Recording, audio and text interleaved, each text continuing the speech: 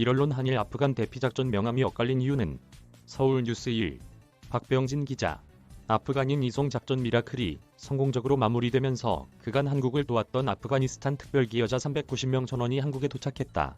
반면 아프간에서 자국민과 현지인 협력자 등 500여 명을 대피시키는 작전에 나섰던 일본 정부는 아프간 현지인을 단 한 명도 대피시키지 못했다.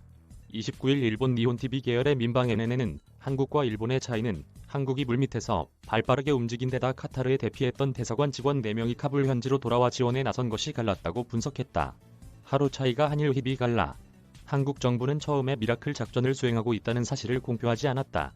지난 24일 오후 외교부가 정부에 협력해온 현지 직원과 가족을 이송하기 위해 군 수송기 3대가 작전을 수행 중이라고 처음으로 밝혔다. 그러나 국방부의 추후 발표에 따르면 우리 정부가 급파한 군 수송기는 23일 오전 이미 인접국 파키스탄에 도착한 상태였다. 일본이 자위대 수송기 파견을 시작한 것은 하루 늦은 23일 오후부터 24일 사이. NNN은 이 차이는 미미했지만 26일 카불 공항 인근에서 일어난 폭탄 테러전에 대피할 수 있느냐의 갈림길이 됐다고 전했다. 참고로 한국군이 투입한 것은 여객기를 개조해 만든 공중급유 수송기 KC-331대와 C-130J 수송기 2대였다.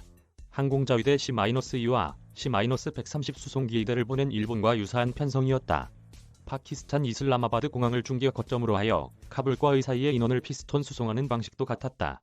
대피 후 돌아온 대사관 직원, 현지 연락의 열쇠로 한국의 아프간 주재, 대사관 외교관들은 탈레반이 카불에 침입한 직후 일단 카타르로 철수했다.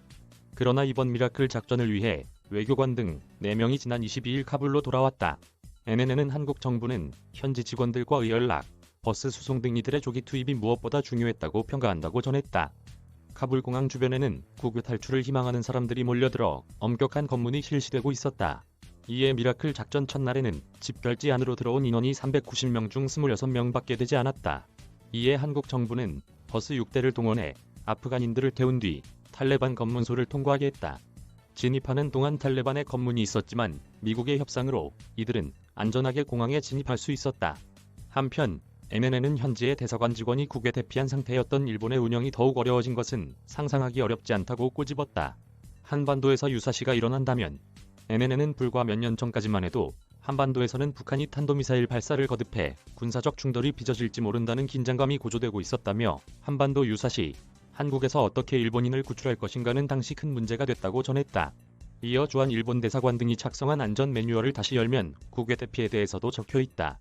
그러나 여기 기재된 이동의 지원 등 전세기 수백은 공항에서 먼저인 것이 대부분으로 공항까지의 이동 수단은 자력이 전제되고 있다고 지적했다. NNN은 이번에 교민이나 오랜 세월 일본에 공헌해온 현지 직원들을 원활하게 대피시키지 못하고 있는 현실은 너무나 무겁고 떠오른 문제점을 제고하는 기회로 삼아야 한다며 한 사람이라도 더 많은 희망자가 대피할 수 있기를 바란다고 끝맺었다. 이메일 주소